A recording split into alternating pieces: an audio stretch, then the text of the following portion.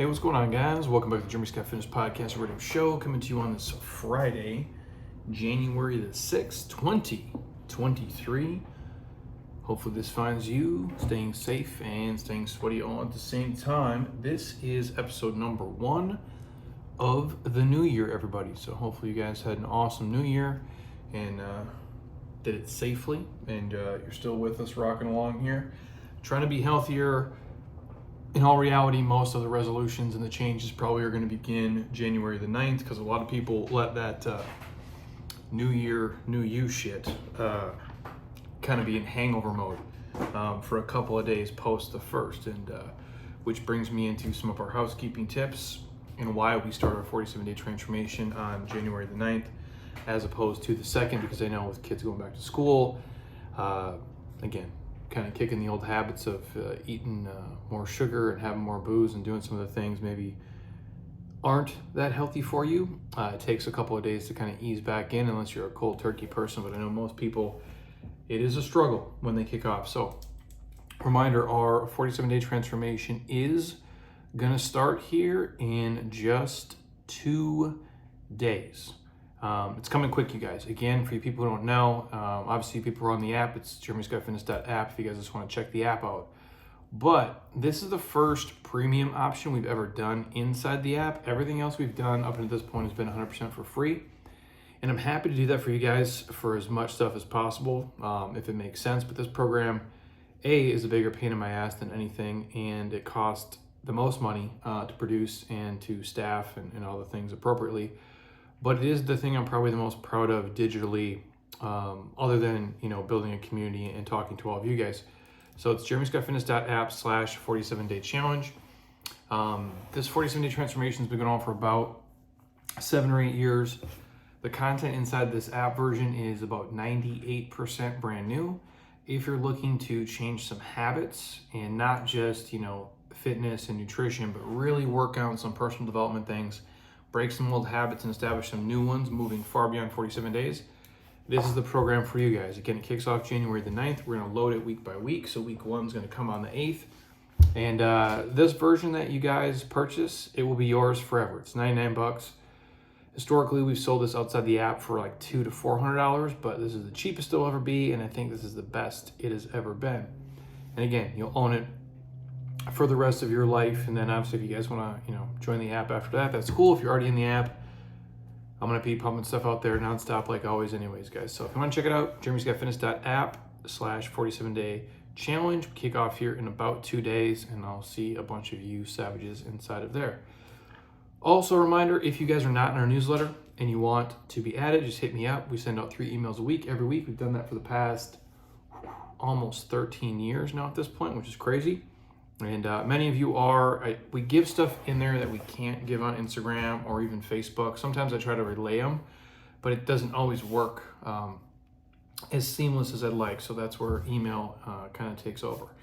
And real quick, if you guys have listened to enough of these podcasts, if you have followed on Instagram forever and Facebook, LinkedIn, if you're a Jeremy Scott Fitness YouTube person, and you've never dropped us a review on either the podcast on Apple or Spotify, please do so. We'd appreciate it. And if you guys really love what we do here and you want to drop us one on Google, I'm going to put the link in the show notes here. Just hit pause right now, go to the notes below, look at the Google review, click it, drop it a 5-star, leave a comment. If you love what we do, we would appreciate it. Selfishly, it helps our business out a ton. If you look at fitness places, I don't think you'll find another one that has more reviews than we do.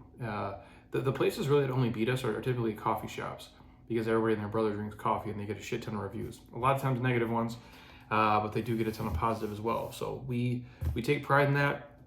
It helps us pull up the Google rankings. It helps us crush the world here in sunny Scottsdale, Arizona. And we thank you guys for doing that. If you've never done it, think of it as like the New Year's gift that you're giving to us. So with that, this episode, you guys know, is brought to you by my homies at Athletic Greens. The one thing I take every single day and I never, ever miss. If you guys don't eat enough vegetables, let's be real, none of you probably do. This is the one thing I would put into my life to make life easier. If you take 14 different pills, you can get rid of those things and just take a scoop of Athletic Greens. It's got the antioxidant equivalent to like 10 to 12 servings of fruits and veggies. It is the best tasting greens on the planet, in my opinion. I've tried almost all of them, if not all of them, and this is by far my favorite. If you want, we will give you a year's supply of vitamin D, which you should already be taking, and 5 free travel packs with order 1. athleticgreens.com/Jeremy Scott will get you that deal. Or if you've heard other people talk about it, maybe on different podcasts or around the way, you've seen some other fitness people or your friends maybe have it around, and you want to try some 100% for free, shoot us a message. We will mail you some right to your front door. I don't care if you live in Canada or Greece or Italy, or if you live in Nebraska. We'll get you the greens 100% on us. You can try it, see if you like them, and then get hooked up with all the free stuff from there. And if you're only going to buy one supplement, this would be the thing I would buy, and the bonuses that give you the vitamin D3 and K2 with it. So you're killing 2 birds with 1 stone. Again, I don't look at this as an expense. I look at it as an investment in my immune system and my overall health. So hit us up for the free sample. Otherwise, athleticgreens.com/Jeremy Scott gets you guys the deal today. Other than that, we got a bunch of other sponsors in the show notes. Our friends at JLab Pro, where we get our protein, turmeric, collagen, and krill oils. We've been having discounts for those guys like crazy. We've been putting on the newsletter. In the show notes, you guys can pick that up. Same thing for the Beam CBD. That's our CBD company we work with here. We love those guys in terms of the Dream product, which helps me personally sleep. Heather takes it every single night. And they have an awesome collagen elevate and hydration packets as well that we've been giving away for free. So if you want a free sample of the Beam Dream product, which helps me sleep, and the hydration packs, we'll send those to you guys too, 100% on us. Everybody else is in the show notes, and you guys have access to that below. So this episode here tends to be one of the most popular ones that I do for the year, which is cool in one sense, and then the other sense it is depressing because the rest of the year is just downhill for me. All jokes aside, this is an episode a lot of you guys ask about.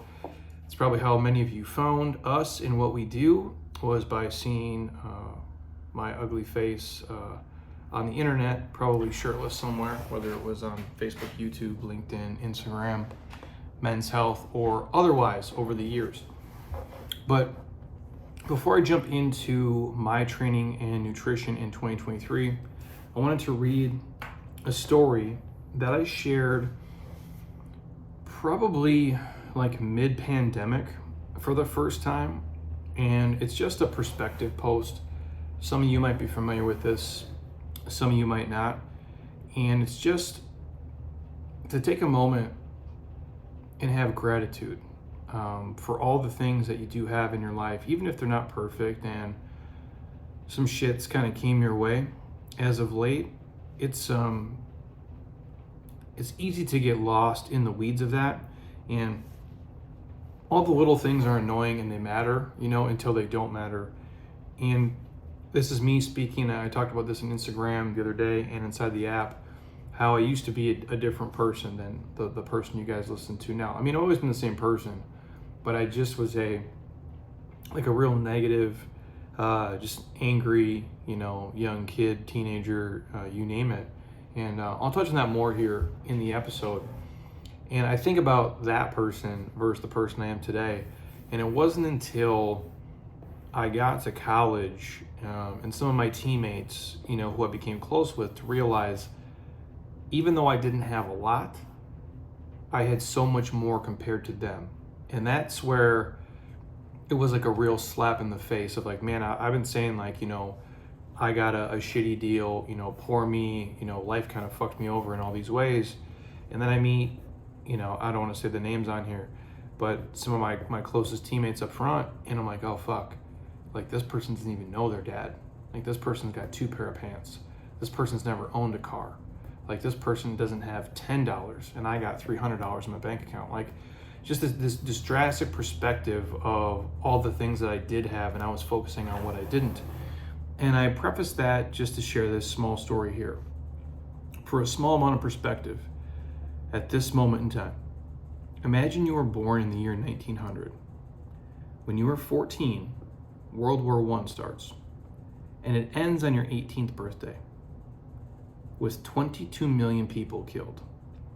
Later in the year, the Spanish flu epidemic hits the planet and runs until you're 20 years old. 50 million people die from it in those 2 years. Yes, 50 million people died during that time. When you're 29 years old, the Great Depression begins. Unemployment hits 25%. Global GDP drops 27%. That runs until you're 33 years old. The country nearly collapses along with the world economy. When you turn 39, World War II starts, and you're not even over hill yet. When you're 41, the United States is fully pulled into World War II. Between your 39th and 45th birthday, 75 million people will die in a war, and the Holocaust kills 12 million additional people. At 52, the Korean War starts, and 5 million people die. At 64, the Vietnam War begins, and it doesn't end for many years. 4 million people die in that conflict. Approaching your 62nd birthday, you have the Cuban Missile Crisis and a tipping point in the Cold War. Life on our planet, as we know it, could have easily ended during that period of time for anybody old enough to remember. Obviously, we had some leaders that prevented that from happening, so lucky us. But as you turn 75, the Vietnam War finally ends. Think of everyone on the planet who would have been born in 1900. How do you survive all that? A kid in 1985 didn't think that their 85-year-old grandparents understood how hard school was. Yet those grandparents survived through everything listed above. Perspective is an amazing art. And as you guys head into 2023, just keep things into perspective. Be smart, have gratitude, help each other out, and the world will be a better place, and we'll all kind of move through it together in unison. Because the history of the world, you know, if you look back, we're living in a pretty fucking awesome time, in an awesome era. Even again, things ain't perfect. And again, imperfect people, imperfect world. David Jack quote here for the day. But we got it pretty fucking awesome, man. And I don't know. You don't have to play in all the spaces here and do all the things, but you can take all the good stuff that we have, and if you can weed out the negative noise, you can live a pretty fucking epic life. Like most of us are living, better than kings lived 200 years ago. Like we have all these luxuries at our fingertips, and it's a great time to be alive, albeit it's not perfect. But if you were born in, 1960, 1970, 1918, 1990, I got a kid here the other day who's born in 2003, made me feel old as fuck. You got it good, man. You really do. So just be thankful, have perspective, have gratitude, and just appreciate what you do have and work hard for the things that you don't have just yet. That's my little soapbox as we begin today. But before I jump into my legit, like hardcore training and what I do, I want to share a little post from John Shackleton, and I'm actually going to pull it up here on Instagram so I don't completely butcher it. But he is the strength and conditioning coach over at Villanova for the men's basketball team. If you guys are familiar, Villanova is a legit fucking program. Like it's right up there. Men's basketball, over the past a decade or so, is right up there with the Kentuckys and the Dukes of the world. Villanova has been killing a bunch of national championships. They've been doing their thing, and he had a post the other day where he was kind of talking through with a client about pull-ups, and basically what he said is, pull-ups are the truth. And if you guys are familiar with just the basketball world in general, there's a million implications. Like I can roll with that. Like Paul Pierce used to be the truth, or like if you could get buckets, like you were the truth. And I just find the connection awesome since he's the head strength and conditioning guy at Villanova. And I don't see a lot of stuff on social media. However, this stuck out to me. Pull-ups are the truth. And the reason it did, because it's one of the truest things in fitness. Either you do them or you don't. You know, we used to joke here with a bunch of fitness buddies of mine. We're all coaches, and they say, "Hey, can you make how to do a pull-up video?" And I would be, you know, the sarcastic asshole and be like, "Yeah, you grab the bar and you pull yourself up." It's pretty simple, right? Not quite as easy as that for most people, and we do have videos on the app in the how-to section that walks you through it. But he wrote, "Pull-ups are the truth," and it's true, man. Like, it's one of the fairest things that there is, and that's why I love fitness so much, because it's one of the fairest things in life. Like, you can't buy it, you can't borrow it, you can't steal it. You got to actually fucking earn it, man, and you got to earn it every single day, because if you don't, it will go away. And what he goes on to say is, you know, either you do pull-ups or you don't. Either you do them the right way, or you don't do them the right way. Like, and either you kip and you flop around and do something else, which, no offense, like, the kipping shit is fine. It's a gymnastics move, but it's not a pull-up. Like, we just got to stop calling it that, because, I mean, the CrossFit people are going to try to flame me for this, but they're not, dude. Like, I'll go with the Dan John quote. Like, pull-ups are when you grab the bar, you dead hang, and then you pull yourself all the way up, and you let yourself come all the way down, and your body is stiff as a board. That's it. That's what a pull-up is. That's why they're true. That's why they're, to me, one of the most respected things in fitness, because it's like there's a respect level there. You can do it the right way, or you got to cheat to do it the wrong way and say, well, I could do 45 pull-ups. No, you did 45 flopping shit things hanging from a bar. That's not a pull-up. And I preface all that and I bring it up, you know, because that is a true strength metric, is the body weight pull-up. If you look at something else, you know, you get a guy like one of your buddies, maybe he's bigger, he's stronger, he can bench 350 pounds. Maybe he weighs 260, 225, 240. Can he do one pull-up? You know, maybe you got another buddy, he can deadlift 700 pounds. Can he do 5 legit pull-ups? And that brings me to the question, like, what is strength, right? Like, we always used to think of it as like, you know, when I was a kid, what do you bench? And that was like, whose dick's the biggest? You know, I bench 300, I bench 350, I bench whatever. Can you do a pull-up? How many perfect push-ups can you do? You know, what do you squat? Well, and it's only back squat, because nothing else matters. Not what you split squat, not what you goblet squat. But again, if you can back squat 500 pounds, but you can't do walking lunges for 400 meters without dying, what is strength? It's all strength, is what I'm getting at. I go, but there's different ways to look at it, and there's different things that are going to fit your skill set in your life and what you want to do and what naturally works for you and your body and at what stage of life you're in. That's why I say this on this episode. For me, my goals are similar to what they've always been, but they've also changed because I'm older and I'm smarter. And just because I can do something doesn't mean I should do something.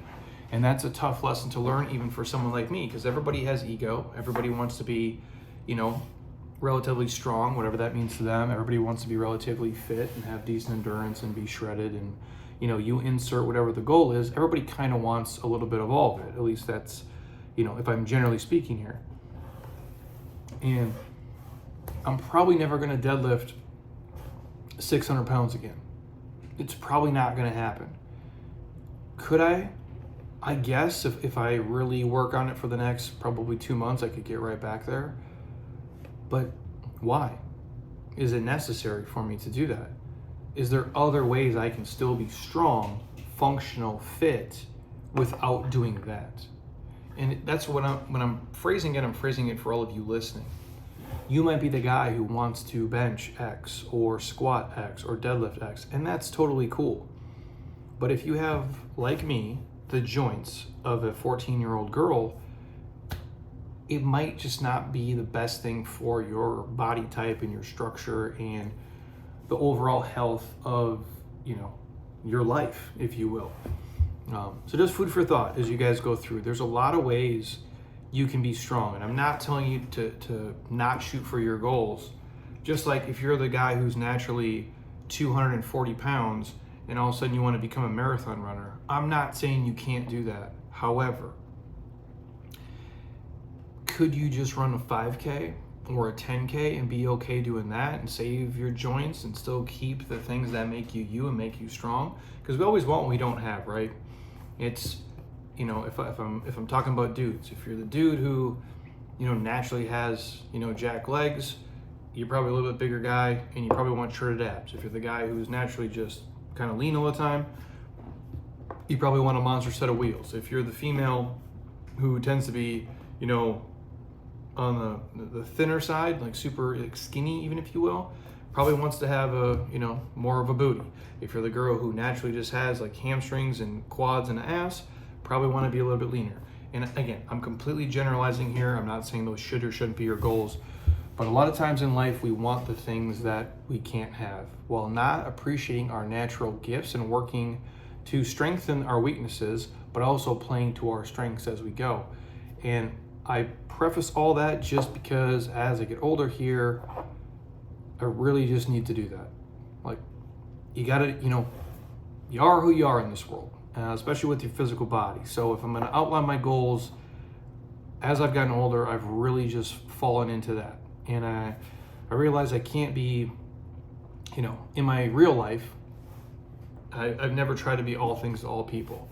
But in fitness, sometimes we try to do that and we get, you know, I don't want to say like, you know, distracted, but it can take away from ultimately what's going to make us the healthiest and the fittest person possible.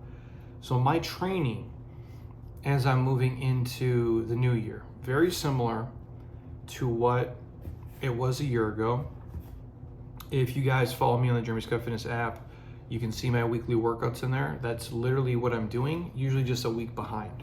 There might be some variations here if I have something pop up, you know, where I have something scheduled, here's my lower body day, but maybe, you know, I have something bothering me with my knee or whatever it is, so I might have to do more mobility than I listed initially, and then I might have to do a couple warm-up sets and maybe back off some of the loading. But for the most part, what you see is what you get in there. So I'm doing, typically each week, 4 dedicated loading days. I play with all the protocols, EMOMs, AMRAPs, circuit style, straight bodybuilding sets, which I really do love for a lot of the strength work. I'll go from biggest movement to smallest movement, meaning like compound movement, to accessory work. Sometimes I go accessory work to compound stuff. I'll go failure sets, 10-minute tension, eccentric, concentric, you name it, I'll do it all. But 4 legit loading days: upper body, lower body, upper body, lower body. Typically one of them tends to be a stronger day, so more what I would consider quote unquote kind of strength work, even though it's all gonna fall under like hypertrophy, like building muscle work. Same thing for the lower body. And then the next day, more hypertrophy, upper and lower, and then some of those might be more body weight heavy stuff, and just playing with different patterns, just because I find that works best for me, where I can beat the shit out of myself and still recover and feel good and come back. And I'll talk about that more in a second. So 4 legit loading days, upper, lower, upper, lower. The 5th day, it'll be a mix depending on how I feel. I might do some direct ab work, which I completely hate. But a lot of my direct ab work, I'll do things like bear crawls, dumbbell bear crawl walks, a lot of farmer's carries, a lot of sled work. I'll do some of the overhead snatch variations with dumbbells, kettlebell swings. The ab wheel is probably my ab tool of choice. The decline sit-ups, things like that. I'll throw that in kind of on like the 5th day, depending if I feel good. If not, I'll go even like heavier mobility that day, and some big boy walks like on a treadmill, or hop on the bike to ski the row, because I like to be proficient in the erg stuff, because we do them here on our Sunday Metcons. And I'll do different intervals and stuff like that. So sometimes it's like, you know, real extreme, like sprint style. Sometimes it's more steady state cardio. It really just depends.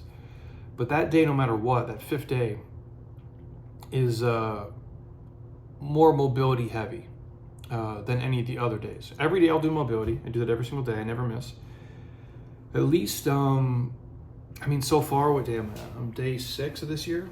I've done at least 15 minutes of mobility to start every single workout. And if I'm being honest, most of the days, by the time I'm done with the day, it's at least 30 plus minutes, because I'll do little like micro dosing mobility in between, which I'll touch on later too. And I might end the workout with some stuff too, especially things that are bothering me. Now that's 5 days of the week. The 6th day, we have like a filming day here where we chunk a lot of the content for Instagram and for the app.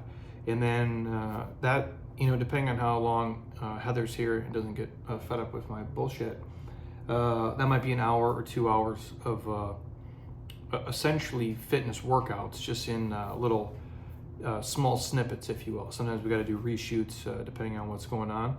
And on that same day, I might do some technical work. Again, different sled stuff, different carries, or just playing around with different variations of body weight stuff here inside the gym. Or if I get a chance, because the weather is going to be awesome here for the next probably 6 or 7 months, I'll go play basketball if I can. And not anything super taxing, just I'll go shoot around, dribble, play, just kind of let my body move through space. Because when you're playing, obviously, even by yourself, if you're someone like me, you have your AirPods in, there's so much dynamic movement. There's start, stop, side shuffles, we'll backpedal, you'll cut, you'll move, you'll reach across the body.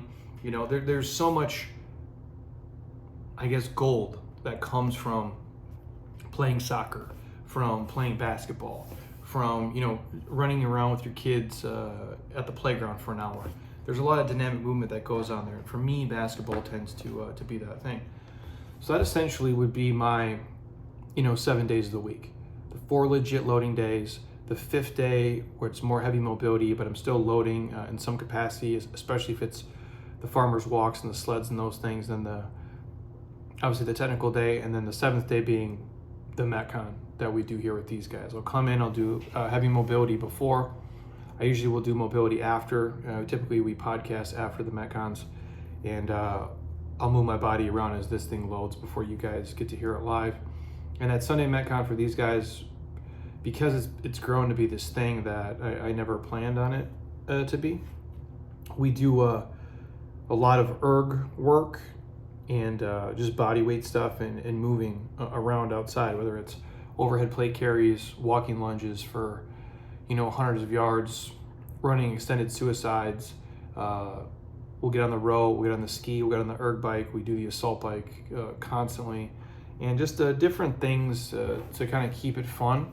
Sometimes they're short intervals, sometimes they're AMRAPs, you just name it, but we'll do all of that. So I'm doing something every single day of the week, and with probably Wednesday for me and Saturday being the lightest days. Now that just works for my schedule and what I do. If I have to flip-flop the days some weeks, I definitely will, but that is what works for me. Now, the major focus probably of this year, because like all of you, I am a year older than I was last January when we did this. And mobility, which for me has always been important, especially probably, you always do it. Like even in college you would do it, but not to the extent of what you should, because you're young, you can get away with more, and you're just a young dude, so you're stupid and you don't listen, you don't think you need to do it. And then you become older and wish you would have done smarter things when you're younger. That's the conundrum most of us are all in. I would love to be me at 17, like have my 17-year-old body, but have this brain. Like that's a fucking dangerous ass human right there. Unfortunately, I had the awesome body at 17 and my 17-year-old stupid gorilla brain. So here we are, everyone. However, that's my main focus now, is to even go deeper on the mobility stuff than I have before. Focus on like the little areas, especially the stuff that is, bothering me. So mobilizing the tissue, kind of working out any of those tight trouble spots in the ropey areas, and then stretching on the ends to just, be as mobile and as athletic as I can, to have mobility in my knees, hip, and ankles, in my spine, keep the shoulders and the elbows and the wrists healthy. Just because as you get older, dude, shit goes wrong. Like shit comes your way. You have, knock on wood, never had like any serious, physical injuries, but all the little nagging stuff that holds you back, like I've popped a rib out before, I've had tennis elbow before, I got this stupid ass, I think it's plantar fasciitis in my left foot, which I'm working on consistently, and I can find all these, awful spots in the bottom of my feet. I think it's an overuse injury from pushing the sled. I pushed the sled for probably 30 days in a row. Like, I mean, legitly. Like, I was just on the sled kick for some reason and just like beating the shit out of myself. It was reverting back to my angry young teenage years for a minute. But I felt good doing it. And then all of a sudden I just noticed like this, nagging little shit in the bottom of my foot. So I'm working on that consistently. I'm going to do a video inside the app too on how to kind of deal with at least my version of the plantar fasciitis and how to get that tissue healthy and actually stretch it and take it through space. So that is what I am working on in my training in 2023 to just get everything, kind of where I need it to be and where I want it to go. Now, that's a pretty broad, kind of bland overview of what I'm doing. Again, if you guys want all the details, it's inside the Jeremy Scott Fitness app. But why? Why am I going to keep doing that, and why do I think that's the best for me? Well, again, naturally, even at damn near 40 years old, I am still an ectomorph by nature. So for me to be leaner is not as tough. It's tough for me to keep this amount of muscle mass on my little 14-year-old girl frame that I have here, and that requires me to do more loading work than metabolic work. That's me. And also I have the time to dedicate to do all this. So I obviously own this place, and I can come in here every single day of the week, and I have access to any equipment I want. Anything I don't have, I can buy it. So I do live a fake life in that regard. If I was a normal dude who worked at Enterprise or Bank of America, or I'm not going to say sold insurance, D-Lo, was a real estate agent, something like that, and you only had 3 days a week to train, I would do like 3 total body workouts. That's what I would do. But if it was someone like me and my goals are a little different, this is what I can do, and this works best for me. And also for me, I don't have that many great ideas, so fitness, it's like my solace. Like, this is my escape. It happens to be my work, but it's also my fun. It's the thing even when I fucking hate it, I look forward to it in some like masochistic way. So I have my inspirational ideas, or I have ideas to help you guys and for new programs and how to make things better while I train. So even on the days where I don't want to do it, it's the thing that I know I can control, and it's the thing that makes me feel the best. And it's not just a physical thing, it's an emotional thing, and it's a mental thing. I really do. I can be having a shit day, man, where 5 things go wrong, and maybe I got personal shit, whatever it is. Like, we all go through shit, dude.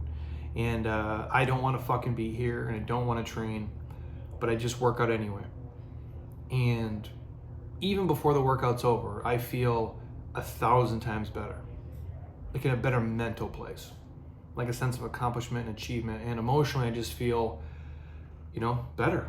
Like, my heart rate's up, I have a different perspective, and my physiology has changed during it. So that's why I do it the way I do it. I also still film daily content here, and we made a commitment to do that for a long time. And there's an external motivator. I need to be healthy. I need to feel good to be able to do that. I need to have energy. And I also have some concrete goals, just like many of you. I still want to be able to easily dunk a basketball. For some reason, that's still important to me. I know one day it's going to go away. I do know that. But it ain't fucking today, man. I'll tell you that.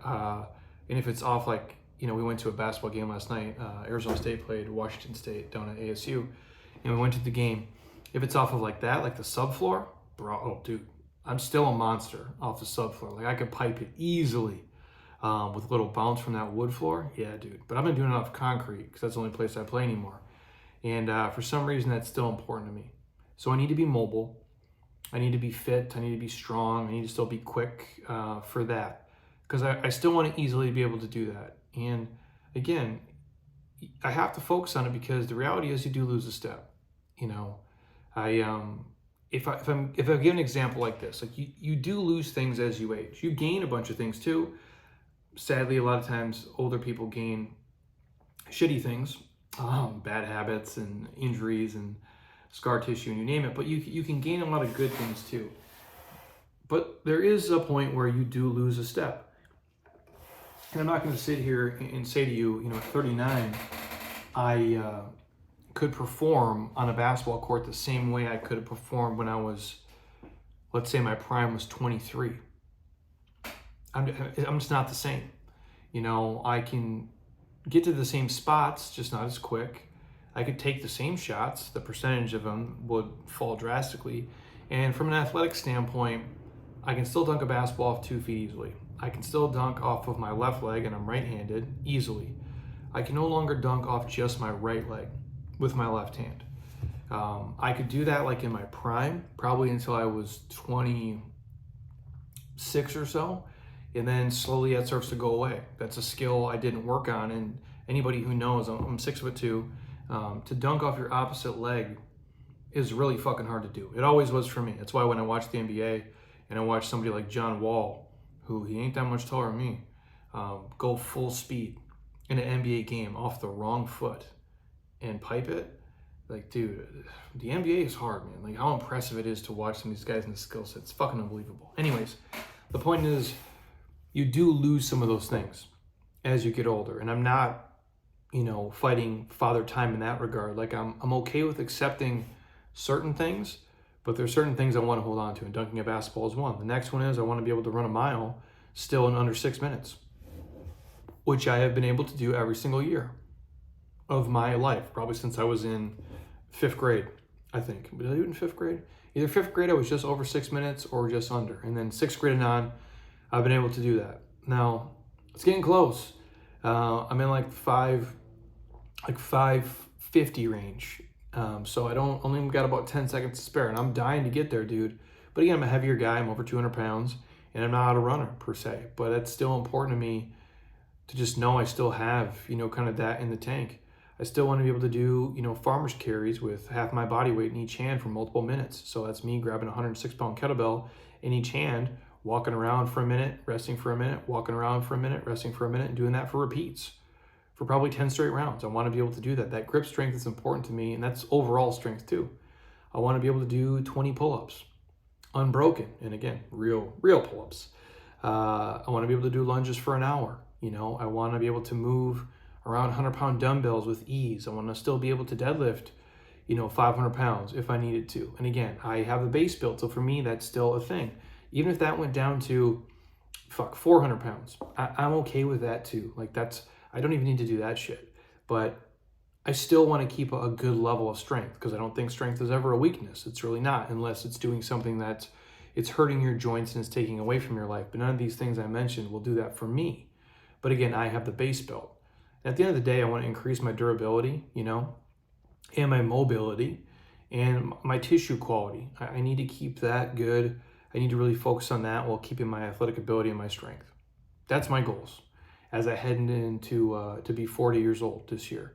And the one thing I probably didn't do as much last year was the tissue work. I did a ton of the mobility, stretching, taking the body through space, doing different flows, kind of doing the joint juicing, but not as much rolling, massage, and tissue work. So that's going to be a big focus for me this year, because I know when those tissues get tight, it just puts me in not the best positions, and it leads things to go wrong. So I'm really in tune with that this year. When I find little, hey, if my ankle's a little tight, or my elbow's bugging me, it's like, okay, the tissue on the forearms, or it's maybe coming from one of the heads of the triceps, like work on that and kind of, beat up those ropey areas and get back on track. So for me, from a training standpoint, that's what I want to do. And there might be other things that pop up, but from a broad scope, this is it. Because the truth is, I do all these things in the gym because it's my profession, because it's my life, because we present to you guys and you'll be able to do things perfectly, with a certain level of proficiency, to show it, to teach it, to coach it. So I do take that fucking serious. But I also like to be able to go out and do other things. And like, I love my wife. She's great. And she loves to do every adventure under the sun. And I think if she could just quit working, and just do adventures and get paid just to do adventures, she would just do that all day. Which, if she went hard on Instagram, she could just do it anyway. But anyways, she loves to do everything. And I love doing most of it with her. Even though I don't love, snowshoeing when it's 20 degrees out in the snow, but I'll do it, and I want to be able to do it. So I have the ability to say no, because we can have disagreements, but I want to be able to do it if I want to do it. I want to be able to go hike a mountain with her. I want to be able to go snowshoeing with her. I want to be able to do these things outdoors or go ride bikes for hours, you know, so my fitness inside the gym doesn't die here. It translates to everything else. And I think if you really take care of yourself and your mobility and your tissue work, and you work on all your skills, not just the strength stuff, but also the aerobic stuff, it's going to translate to you being healthy as fuck and super active outside of the gym, which in turn makes your life a whole hell of a lot better and a lot more fun. Because my experience, if you ever look at any of the trips we've taken and the things we've done, all the coolest pictures, all the coolest videos, all the funnest places we've been that have these breathtaking views and that are amazing and awesome, they suck to get to. Like, you had to work your fucking ass off to get there. Hiking through snow, you can't breathe, you're sweaty, you're hot, you're doing everything you can to climb up this mountain or go down this trail, and it's a little bit sketchy, and you got to use your hands and your feet, and you're climbing, and it's testing your endurance, and you get there and you're like, yeah, dude, this is fucking worth it. And I'm glad it's hard, because not everybody gets to get here. They can look at the photo, but they didn't actually get to be here. So you earned it. And that's what fitness does for me when I take it, obviously, outside of the gym. Now, in terms of the nutrition, most of you guys know historically I've been intermittent fasting for, I think, probably 13 years at this point now, give or take. And for the last year, I pretty much ate one meal a day most of the days. If there was 365 days in the year, I probably ate one meal 330 of them, and the other days I would eat 2 meals, usually a smaller one and a bigger one.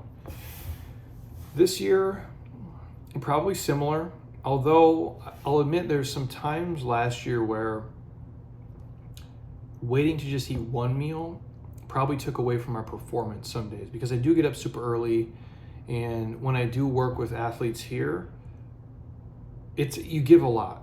And it does take a lot from you. If I just, like today, I got up and I work from home today because we do all our internet app stuff and our content. It's not as taxing to me because no one really talks to me. Just me and my dog. Heather kind of leaves me alone. She has her own stuff to do in the morning. And I'm just on my computer, just messaging back people, and on my phone. It doesn't take a lot. So today, I can eat like one meal, and that's fine. Some of these other days I might have to do a smaller meal, which again, I posted that on the app in the nutrition tab, what I typically do. And then it'll be like kind of my pre-meal or like my small snack, and then I eat my bigger meal in the evening. That works for me. And again, it's a shit ton of food when I eat. When I do eat, I eat a lot. I don't fuck around. I'm a bigger dude. That's how I got here, and that's how I can stay here. I got to eat a lot for me to be here, and the right balance of it, because I need to be, for me personally, I feel the best here when I'm kind of this big and this lean at the same time. It's easier to get way bigger, I just eat more. It's easier to get way smaller, I eat less. But I'm trying to have a balance here of what I look like for myself, and also I know how it presents to the world, and that's what's built this business, for better or for worse, whether I want to admit that or not. That's how the fuck we all got here. And I also have to have the performance piece though too. So I typically tend to never, even if it's like a smaller snack and then a bigger meal, so if I'm eating twice a day, I don't do anything pre-workout, because I find, for me, I don't digest it very well. And the one thing I do hate is, like, if you're doing split squats or you're deadlifting or even riding an assault bike, and then you got to burp, and you burp up, you can taste like chicken or eggs or whatever. And I fucking hate that. And I feel like I don't have as much energy because my body is basically trying to break down and liquefy and digest all this food, when it should be focusing on, me pushing the sled down the turf. So my plan for the year is one big meal to end my day, like always, and then a lighter, smaller snack, maybe, closer to my post-workout window. Historically, I've been training at around 12 or like 1 o'clock, probably closer to 1 or 2 o'clock right now, just because how my schedule is set up. And so if I do that, I get done, I can eat that kind of smaller meal, which will last me probably 3-4 hours. Then by the time I get home and do my stuff, I can eat a bigger dinner and kind of call it a day. And then there'll be days here where I just eat one big meal, because that's just, I feel better that way. And I really am intuitive to how my body feels, and I don't confuse the thirst cues with the hunger cues. So I'm always drinking water. I'm always drinking Powerade Zeros or Gatorade Zeros, and honestly, I drink a shit ton of coffee too. And that kind of helps me. And so I know. And then there's days where maybe I am dragging ass and I, grab some blueberries and slam a koya and I'm like, oh fuck, no, I have energy. That's what I actually need right there. So if I ever do have to do anything pre-workout just because my day got crazy, maybe my workout got pushed and I'm just kind of dragging ass, I will drink a shit ton of fluid to make sure that's it first. If not, I'll take something that's easily digestible. So for me, would be like those koya, those plant-based protein drinks. They don't pay me, I wish they would. And I'll slam one of those, maybe do 6 ounces of blueberries. And then if I feel good from there, I'm like, oh shit, you have energy. That's what you did need. And then I can wait, do my mobility, 15, 20 minutes, and then go crush the fucking workout. That would probably be it for me. Now, I'm not saying do what I do what works best for you guys, but you have to find that, write it down, audit it, play with it, and see what it is. And it's always an evolution. That's why I do this same episode every year, because it's always gonna be changing for me. Even if there's things that are similar, the goals will be different. You might have an injury you're fighting through, you're coming back from sickness, you have a different goal, who names it? Like, there's a bunch of different things. But you have to be willing to adjust and audit as you go through here and do what feels best for you. That's really what this is. And there's no cookie cutter diet. There's no cookbook that's gonna answer all the questions. You can use all those things like for ideas and samples to play off of, but at the end of the day, you got to find something that works for you, in your schedule, in your lifestyle, and your goals. That's fucking it. You can take a lot of the pieces of what I do, but I doubt you live the same life as me. And even if somehow you could, I don't know if it would naturally fit your personality type. Does that make sense? So I want you guys to just be really in tune with what you have going on. Also, my goals, more greens for me, not just athletic greens. If you want a free sample, just ask. But real greens, and probably less starches at times. And I wouldn't say I ever go overboard on those, but I do. I'm from the Midwest, dude. So it's meat and potatoes all day, every day. I could eat golden potatoes or baked potatoes every fucking day. Like if you told me, and I don't mean like a fancy ass steakhouse, but it could be just your basic Midwest steakhouse. You know what I'm talking about? Like the not the shitty places, but like the middle of the road place where you go and it's a steak and it's broccoli and it's a baked potato and it's like $22. I could eat at that kind of place all fucking day. And maybe on the weekends get some cheese curds, because that's what you do in the Midwest, and put some ranch on those bad boys. However, I could probably eat, I digress, I could eat steak and potatoes probably every day of my life. And I can get into a habit of doing that, where I can eat way more potatoes than I probably need to. And some days I need to, and some days I don't. So instead of always defaulting to that, I'm gonna do more greens, more Brussels sprouts, more asparagus. I still do now, but I can do more. Because there are days where Heather will be like, hey, do you want any asparagus? I'm like, I'll take a couple. Where I could eat, 3 times as much, but I'm just choosing not to, because I want to eat a bunch of my potatoes with my steak. And sometimes I have to, and sometimes I don't. So for me, the focus is in to add more greens. And some days I'll keep all the starches, but some days those will go to the side and I'll just eat way more vegetables. And I gotta eat the ones I can handle. I'm not gonna eat a pound of Brussels sprouts, because then I'm probably never gonna have sex. And that does not seem like a fun life to me, because when you become a fart monster, it's not that easy to put on Usher and just get busy. So I try to eat a lot of asparagus, and I eat the Brussels sprouts, sparingly, or I eat a volume that's appropriate for what my body can handle. And all I'm really trying to do as I get older is eat things that really make me feel good, that agree with my body. And I just put certain guardrails in place in my life. And it's not about what I look like. It really isn't. It's about what I feel. And I know for people who don't personally know me, you don't live in my house, you're not my family, or maybe my super close circle of friends. From the outside, it's like, well, this dude really cares about his body and what he looks like, and it's super vanity driven. And well, yeah, it is, because that's what we do here. It's Jeremy Scott Fitness, not Jeremy Scott Nice Guy, LLC S Corp. It's what I do. However, it's just a byproduct. Now at this point, what I look like is just a byproduct of what I do, so I feel good. Because I do have a responsibility here now to a lot of people who are listening, to the people who obviously watch all of our stuff on Instagram and Facebook and YouTube, and the people who read our newsletter, and obviously the hundreds of clients who come here, who thank you guys for supporting us for fucking over a decade. It's unbelievable.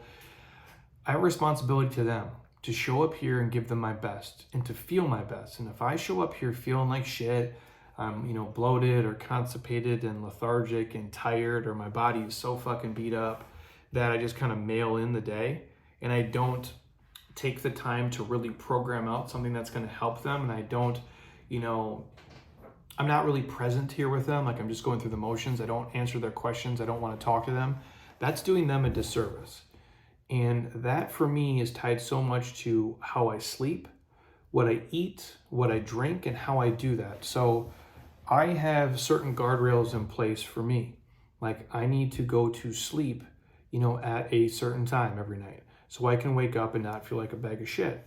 And again, I put hard stops on my day. So if like Heather and I go somewhere, and obviously we're doing like a dry January, but really it's like a dry 47-day transformation. And if I'm being honest, the last day I had a drink was on Christmas Eve. Was the last time I personally had a drink. So that's probably what already at this point, 10, 12 days ago or something. So it'll end up being probably for me 60, 70, 80 days of no booze, which for me is not hard to do. I've mastered that over many, many years of failing and fucking up. So it can be done. I'll say that. But that's kind of a guardrail we put in place to do a dry January, dry 47-day and beyond. But when we are like, being social and we go to our friends, maybe I'll be at the Super Bowl and I might have 2 drinks. But when I say put guardrails in place, it's just 2 fucking drinks. I'm not going to have 3. I'm not going to have 4. It's 2 and I'm out. Like, that's it. I'm going to stick to it. And that's what I've always done. And I'm going to continue to do that because that's put me in a position to be successful and to be healthy and not give away a day tomorrow for some stupid stuff I did today. And a lot of people listening, well, Jeremy, it doesn't sound like a lot of fun, blah, blah, blah. And for you, it might not be. But there's nothing fun enough for me today to feel like a complete bag of shit tomorrow. Now, I'll preface that. Last year, one day I had 3 drinks. I see my best friend about once a year. I met him at this place, Maynard's, in near Minneapolis. Shout out to people in Minnesota who know what I'm talking about. And I had 3 Michelob Golden. Again, for you guys who don't know what a Michelob Golden is, it's a beer, and really only in the Midwest. It's weird they don't have it here. If somebody has access, ship me a case. I'll pay you for it. And I want the bottles only, not the cans. But I had 3 Michelob Goldens with him, and I think he drank 6 to my 3 because he's been training for that. I have not. And that's the only time I broke it. And I probably stayed up later than I wanted to. And but that's my best friend. And I'm willing to do that. I'm willing to feel tired the next day. And I'm willing to kind of drag ass through the day because of that event. But there's very few things like that in my life I'm willing to do that for. And there's very few humans on this planet I'm willing to do that for. Like my dad would probably be one of them. My best friend's one of them. I could probably name you a couple others. There's not many at all. So I put hard stops in place so I don't wake up feeling like trash and I don't give away tomorrow for some stupid shit I did today. I'm always thinking kind of that next day ahead. And that's how I can be my healthiest and my happiest. And most importantly, my most productive for everybody that, relies on us, what we do here and who we serve. And that's really how I look at my health and fitness. It's why I train the way I train. It's why I eat the way I eat. I want to do this at the highest, most proficient level possible for me, but also in a way that lets me kind of share and serve the way I'm supposed to serve. And in terms of my sleeping, it's hard stops with the sleep. And it's tough, man. Well, if you wake up early, it's easy because you get tired super early. So I remember for New Year's Eve, it was 2 great playoff games, by the way, Michigan and then Ohio State after. We're in bed by 8:30. And Heather's dead asleep way before 10 p.m. I made it up till 10 just because that Ohio State game was so good. But man, I was struggling to make it up till 10 p.m. because I never stay up that late. Rarely, unless we meet friends for dinner who are visiting out of town or something. So it's just hard stops. So I try to go to bed at the same time. I wake up at the same time every day. But better sleep habits even. So for me, Chris Brault was on the podcast. Shout out to Chris. He did a breathing podcast with us. The dude's fucking great. You can go back and listen to it. I think it was in December. He told me about those nasal strips. So I got the nasal strips. And no shit, they do work, man. You put them on your nose, it pulls your nose open so you can legitly breathe. Like, they are super, super helpful. So I've been doing the nasal strips when I go to sleep. I've been doing the vertical mouth tape that he suggested as well. And then I wear one of those like eye masks. I'm literally one of those fucking old people who has like 8 contraptions on their face when you go to sleep. If you walk in my bedroom and if you ever thought it looked, sexy, it does not at all. It is the opposite of what sexiness looks like. It looks like I'm a fucking science project. I got a nasal strip, I got mouth tape on, and I got this black eye mask and probably dog hair on my face from my dog. But honestly, the eyewear makes it completely black and dark no matter if Heather gets up or if, if there's any lights on outside or if we leave a TV on, you name it. So I've been doing that, and I find that I do better that way. And if I take,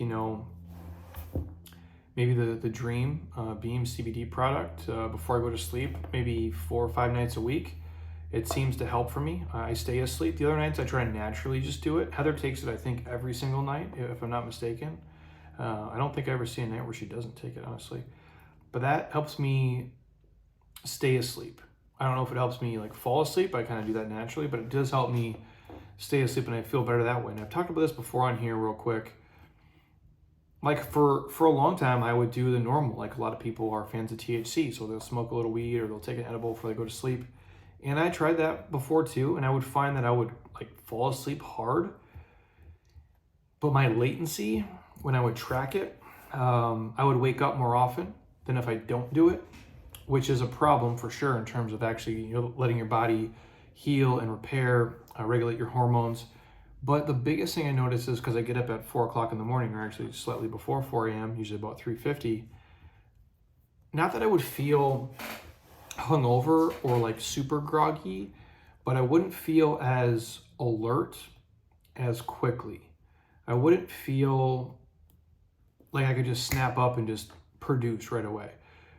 That's if I was doing like, let's say THC or an edible or something like that. Now, if I just do nothing, or I just do the Beam product, I wake up feeling like a gangster. Even the days where my body is sore and I'm kind of tired, by the time I get in my truck and I come to work, I'm ready to fucking go. Like I'm not groggy in the truck, I'm not hungover, I'm not like, kind of going in and out of being awake. I'm like, I'm ready to fucking do this. And that's just me. I'm not saying you guys, if you want to drink alcohol before you go to sleep or do, edibles or some other sleep aid, if it works for you, fine. But I find for me personally, and if you look at most of the scientific research, without doing, THC or alcohol before sleep, you are going to have a better sleep quality overall. At least that's all the sleep research that I've seen personally. Even if you do feel like you fall asleep quicker, which you might, I find that for me, nothing is the best. I feel the freshest that way. But again, that's just for me. I do want to read this real quick here, just for you guys. And I'm going to talk about, I got a couple questions here too, I think, from some of you. I can do a couple of the quick questions too. I don't want to make this too long. I know you guys got important things to do. All the things I listed, that's what my plan is for 2023. That's what works for me. Again, I've been doing this for a long time. You guys know the story. My first training cert was in 2005. So it's 18 plus years, and was I training before that? Obviously I was. I was an athlete all the way through college. I've been playing sports, organized sports since I was a 3rd grader. So I've been playing organized sports since 3rd grade. That's a long time. And even before that, we were running around, playing ding dong ditch and, street football and street basketball and rollerblading and, jumping your bike off a curb. And did you guys ever give your friend bucks? We'd say, do you want a buck on your bike? Either on the back pegs or the front handlebars. We would we just go everywhere. That's what we did. We play in the snow. King of the Hill, you'd find a bank parking lot or the grocery store parking lot where they piled up all the snow in the corner. And your buddies and you would, climb up to the top of the hill and beat the shit out of each other. And the strongest guy could typically stay at the top. And then the rest of you just got the shit kicked out of yourself. That's what I grew up doing forever. And I hung out with a bunch of savages. And so you'd always fight and wrestle. And that was my life. And it's built the base that's got me here. And I fell in love with it along the way. And so when I describe what I do, You have to take all that into consideration and do what works best for you. But I promise you this, there's nothing inherently special about me versus any of you guys listening. The one difference, and I'm not saying this is better or worse, if there's like a thing that would separate, obviously this is my profession, it's what I do, and it's called Jeremy Scott Fitness, so Jeremy better fucking be in shape. The superpower would be consistency. I'm just consistently willing to do the little shit each day, even if I don't want to do it. And especially when nobody's looking and nobody cares and nobody would ever notice, I'm going to keep doing that work. And that's, for me and my fitness and the way that I eat, it's the one thing in my life that I can control. And maybe growing up as a kid, not being able to control a lot of things, that's why the fuck I am the way I am. If I really want to reverse engineer it and dig deep, I could probably even find more answers, but I'm pretty sure that's the reason. So knowing that, and knowing in the world where all the things that go on, you have no fucking control over it, I find great freedom in the discipline of controlling how I train and how I eat. And what I've done is I've taken that and put into every other area of my life. And if you can control your flesh, and if you control the way that you train, the way that you eat, and make a daily commitment to it, I promise you guys, it'll bleed into other areas of your life. There's a certain level of discipline there that transfers into everything else. So when I'm sharing all these things, and maybe some of it sounds crazy, but if you strip down the details and you just look at the principles, it's not crazy at all. But you just have to consistently do it, even on the days you don't want to fucking do it. That's why I wake up at 3:50 every single day. And for a long time in my life, it was out of necessity, because I was broke, because I wasn't that smart, and I had to work really fucking hard to learn all the things I had to learn. And I had to work way harder than probably, my buddies who worked at a big corporation to make even a fraction of the money, because as an entrepreneur, you're basically working 100 fucking hours for yourself, so you don't got to work 40 hours for somebody else. That's pretty much true. And so forever, it was out of necessity I did that. And now I've just kept the same habits, and it's just built on itself over and over and over again. And what you'll find is you might not have to do that for your business forever, but you might keep doing it because it's put you so far ahead. And as you get older, in your physical body, you might have to do some of those things out of necessity, like mobility, like tissue work, But what you can't do if you want to be successful is you can't make excuses, and you can't quit, and you can't stop, and you can't take fucking big breaks in between. That you cannot do. If you are listening to me and you're over the age of 25, you cannot stop training, you guys. You cannot take big breaks from doing mobility and tissue work, and don't take huge gaps in eating right. Those days are done. You have to really give a fuck about you and yourself and your goals, and you have to always try to maximize your time and never turn the effort faucet off. Like, keep that shit fucking turned on, especially for you guys who have careers and husbands and wives and kids and stuff. You have probably 80 things on a to-do list. So you got to be really diligent with your time and just maximize it. And that's why, again, a lot of times on my Instagram stories these days, I've been saying the same thing, like, hey man, 10 minutes of something is better than nothing. And a lot of times we'll punt a whole workout in a whole day because we didn't think we could do 10 minutes of squats or 10 minutes of walking lunges. But you can do that. And you got to be a grinder. You really do. And I don't mean that in the sense of like you have to hate, your training and what you do every day. But most of you are not genetic unicorns. And if I compare it to, like fighting, right? Like if it's, boxing or the UFC or something, most of you don't have knockout power. Like you're not Mike Tyson. You're not, prime Conor McGregor, Mystic Mac, who's just knocking everybody the fuck out. So you're probably not going to get this lottery ticket of a body where everything's going to go right and you're always going to be genetically skinny and ripped and healthy and fit and never be injured. That's not going to happen. You're the You're the 5-round fighter who's got to really grind people down over 5 rounds, and you got to win on points. You're the Khabib. You know, you got to drag people into deep waters and you got to drown them. You know, it's the slow and steady progress is how I got here and continue to stay here. And it's the same thing that's going to help you guys. And it's going to get you guys where you want to go. But more importantly, it's going to keep you there because it's that constant pressure over and over and over. You know, you can't keep doing, you know, what you've done every week and every month and every year. You know, you need to be a little bit better. You need to make little improvements this year because Father Time is undefeated. You know, we can bullshit all we want, you know. I'm not judging anybody out there. Like, you can do all the Botox you want, you can dye your hair, and you can, you know, put all the filters you want on Instagram and everything else. But at the end of the day, you're gonna be old, man. You know, we come into the world shitting our pants, and for a lot of us, we end shitting our pants too. So that time in between is important. And I want you guys to be able to continue to be healthy and be fit and get stronger and hold on to your skills as long as humanly possible.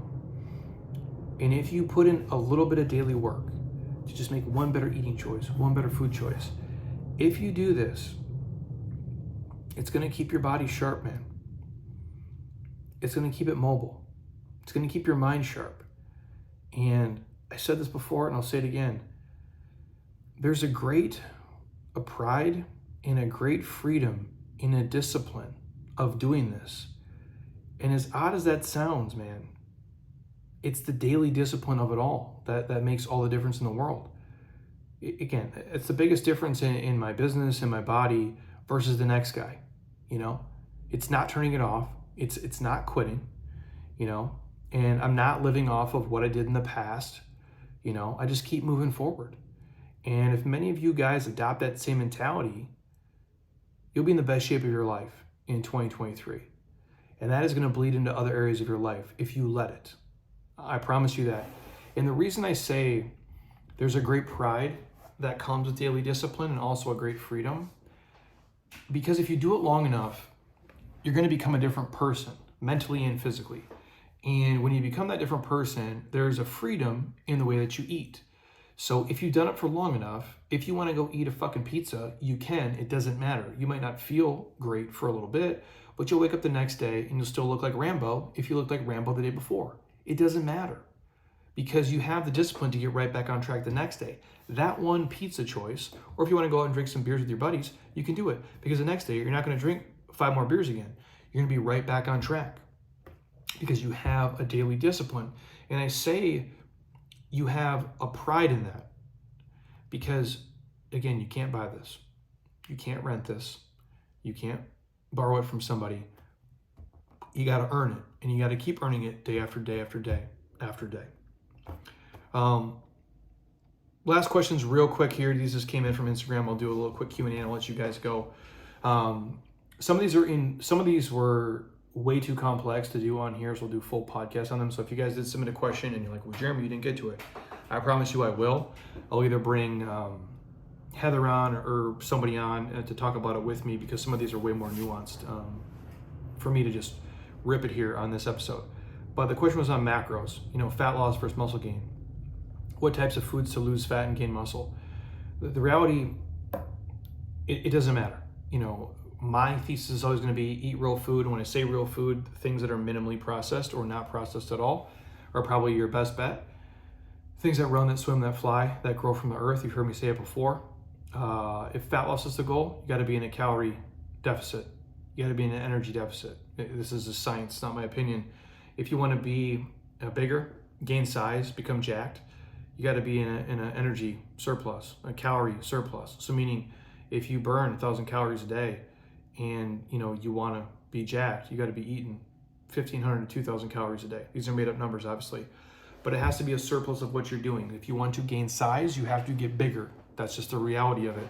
If you want to be leaner, you're going to have to be smaller. You're not going to gain 10 pounds of muscle and lose 10% body fat. It's not happening. Now, if you're 500 pounds, yeah, maybe that can happen. If you're like a novice person, like beginner gains, yeah, maybe something like that can happen. For everybody else, you're getting bigger, you're getting smaller. You're adding muscle or you're shredding fat. You're most likely not doing two things at the same time. You're not going forwards and going backwards. There's obviously outliers of this for sure, but for most people, no. So for me, if you're trying to gain muscle, you need to eat enough protein. And honestly, even for fat loss, I just think, protein, the building blocks, the aminos are the building blocks of all muscle that comes in your body. So if you have enough in the system, repeatedly over time, you guys are going to be okay. And you got to eat enough calories to put on the size. So yeah, in terms of macros, like proteins and fats and carbs, it's pretty simple. So hopefully that answered. The next one, if somebody trains in the morning and they eat 1 to 2 times a day, it really just depends. If you train super early in the morning and you're gonna eat twice, if fat loss is the goal and you wanna wait a long time to eat, that's fine. If you wanna eat post-workout, that's cool too. I always say just do what works best for you and your lifestyle and your goals. I know it's not a concrete answer, but it really just depends on what you're trying to do. If you're training at 6 a.m. in the morning and you're trying to be way more muscular, I would probably eat, a little bit closer to your post-workout window. And then maybe the next meal, you wait 4, 5, 6 hours and you eat that. And again, just making sure you know what your macros are, you're in a calorie surplus, you're getting enough proteins and carbs and fats to align with your goal. If the goal is fat loss and you're gonna eat twice a day and you train super early, you can probably wait a little bit longer, as long as in a 24-hour window, if you want to think of your life in terms of 24-hour windows, you're eating enough protein in those windows to have enough, aminos, kind of flowing through your bloodstream and in your body at all times. I think you'll be okay. But the biggest thing is go by how you feel, go by how your performance is in your workout, and just go by what you look like and kind of track that over time and really, use something like a MyFitnessPal or Lose It or whatever you want to use to track and just be mindful of it. Take a picture of yourself every Friday, see what you look like, and then just kind of gauge from there. But there's really no wrong answer there. And the last question somebody asked about yoga. We have a partnership with Core Power Yoga here. It's we got reciprocity with those guys. They're super cool. Am I a yoga fan? For sure. I've had some yogis in the podcast. We've talked about multiple things. I'll get a couple more on to kind of go in depth about it. Yoga is a broad term. It's kind of like fitness. There's a million different types of yoga, kinds of yoga. I'm a fan of it. If you got time for it, do it for sure. It's, to me, because I don't really tap into the spiritual kind of aspect of it, it's forced mobility to me. If other people get something out of it, controlling your breathing, relaxation, kind of meditation, getting in touch with, unicorns, whatever your thing is, like I'm all for that. For me personally, that's not what I do. I go in there and I'm like, okay, I'm gonna take my shirt off. I'm gonna stare at myself in the mirror, be super sweaty and shredded, and do mobility. That's it. Like I'm a fucking meathead. That's what I do with it. And I think it's great. And I think it's awesome for that. The only reason I don't do it more often is because it's a time commitment. If it's an hour long, I got to drive over there. It's 15 minutes. I'm going to do it for an hour. I got to drive back here 15 minutes. That's an hour and a half. I got to take a shower because I'm the sweatiest, grossest human ever because I'm sitting in a wet diaper. So now it's a 2-hour investment of my day. For me, I still think it's awesome, but I can talk myself out of the 2 hours pretty quick. I'll just do my 20 minutes of mobility here and I'll be okay. But I do think it's an awesome practice for people. If you get something out of it more than just the mobility, even better. But I am a fan of it. I think you guys can do it. I think there's a lot to be gained from it. Yeah, I'm a super huge proponent of it. It's just for me right now, with my life and my goals and what I'm doing, I'm not making the 90-minute to 2-hour commitment every single day on top of my current training and what I do for this business and this life. Now, if all of a sudden I'm, let's say, 45 years old and I'm like, fuck it, I'm gonna quote unquote retire from this and do something different where I don't really meet humans often, maybe I do yoga for 2 hours a day. I don't know. But I do like it and I'm a fan of it. And I think there is a lot of benefits to it. If nothing else, if you guys do have the time, and again, I love what I do here. I love the gym.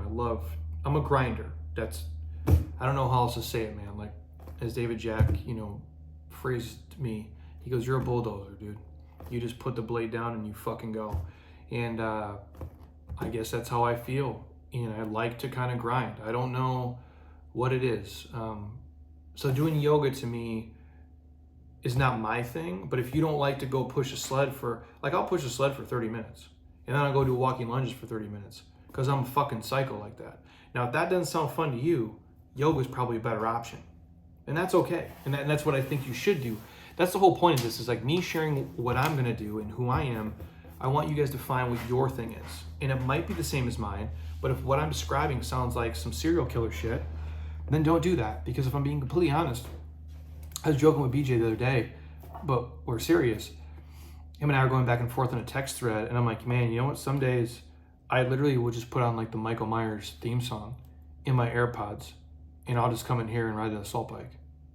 Like, that's like, sometimes I do some weird shit. Like, but I do that more often than not. Like, I'll literally just put, and I know it sounds like a psychopath shit, but I'll put on like, it's the Michael Myers Halloween theme song, and I'm just gonna push a sled for 30 minutes, like I'm a serial killer. And for some reason, that just is, it's brainless to me. It's easy, and in some weird way, it motivates me. And I share all that because for a lot of you, that might not be it. My wife, that would be a prison for her. She wants to go, hiking at, Butcher Jones. She wants to go on a bike ride. She wants to go run the canal to, the Papago Mountains. Like, she wants to do different things. She's a nature person. I don't need as much nature as her. I need a little bit of this, self-hate shit, I guess, going on. Like, I don't know. I share all that to just urge you to find what your thing is, especially if it's outside of the gym, and to make the easiest fix possible. And this brings me to my last story quick, and I want you guys to go. I was thinking about this the other day in terms of like what keeps me doing it at this clip, because someone asked me the other day, because in fitness, BJ and I joke, in fitness, we are older. We're not in the scope of life, but to be doing this for 18 years, it's, damn near half my life I've been in the fitness industry, just doing fitness. And a lot of people who are fitness pros listening, you've been doing it for 2 years or 3 years, even if you've been doing it for 10 years.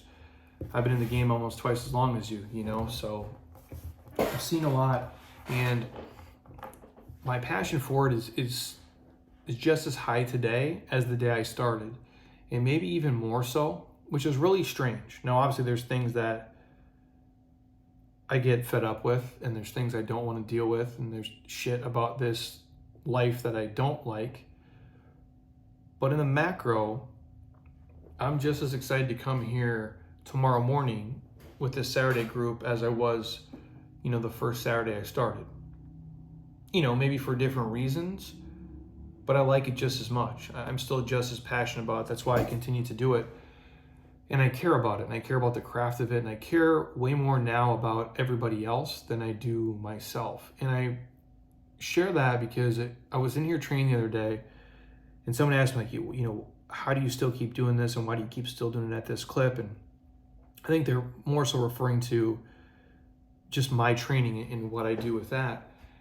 And I thought about it because as I'm older, it's harder to get up for it on certain days. And I don't mean that in the sense of I'm always going to do it because I appreciate my body and I know it's a gift. And if I didn't have it, I'd be super fucking sad. And I would be pissed off that I wasted a day not training. But when I was younger, I was angry. And I did think, the world was against me. And I've shared the story on here many times before. My old high school basketball coach, shout out to Kaz, many years after I graduate college, I've been doing this life for probably 10 years at the time. Him and I and my wife were out at the bar, and obviously all of us drinking too much. And he says to her, he's like, I'm super proud of Jeremy. Something to the effect of like, he left here as this really angry, young man, and he comes back this, kind of enlightened, positive person who's writing books and, giving back to the world and stuff.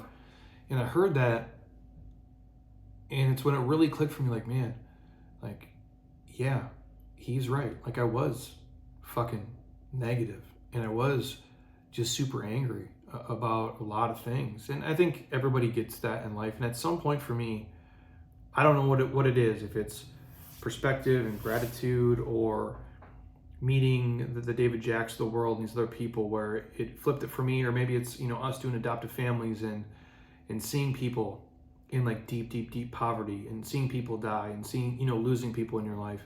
And at some point it switched for me where I wasn't training out of just negativity and anger and trying to prove something to everybody else, I started just training because I loved it. And I started to train because I appreciated my body.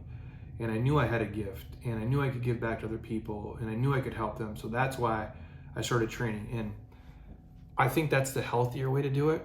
And I think that's what's kept me in it for this long at this pace. And in the same sentence, there is some days where it's like, it was easier in some regards when you're so fucking angry and you're so mad and you could take like that, you know, the Michael Jordan theory, like where he took everything personal. That's what I was doing as a kid, you know, 17, 18, 19, 20, 21, 22, 23, taking everything personal, you know, and using everything as fuel. Well, this person said this about me, or this comment on bodybuilding.com, or that person on Men's Health said I look like shit. And so I would read those things and I would take them and I'd internalize them and I'd never complain about them and I would never let anybody know they bugged me, and I would just work my fucking ass off to just change everything and just train even harder and smarter and be the fittest and the strongest I could be. And that fuels you for so long. But I don't think you can make a whole career and a whole life out of negativity. And for me, the switch to doing it because I appreciated my life and my body and everything has been a healthy one. But if I'm being truthful, there is some days where it's like, I sometimes still will just like make up shit in my head to get that kind of negative fire inside me so I can just kick the shit out of some split squats to make it through the day.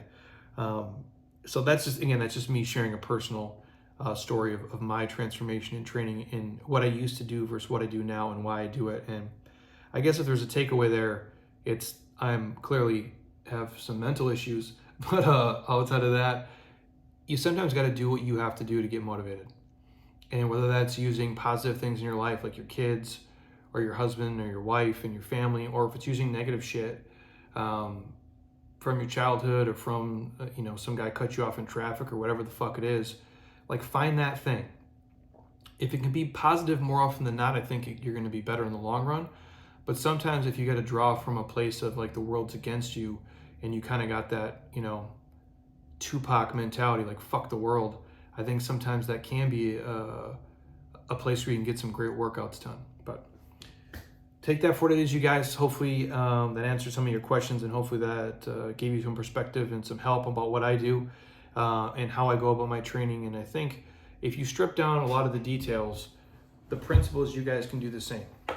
You can all make a program. You can all commit to something. Whatever the minimum dose is, you can commit to every single week. If that's 3 30-minute workouts every week for 52 weeks, then do that. Sign a contract with yourself today, make it non-negotiable, and fucking do it.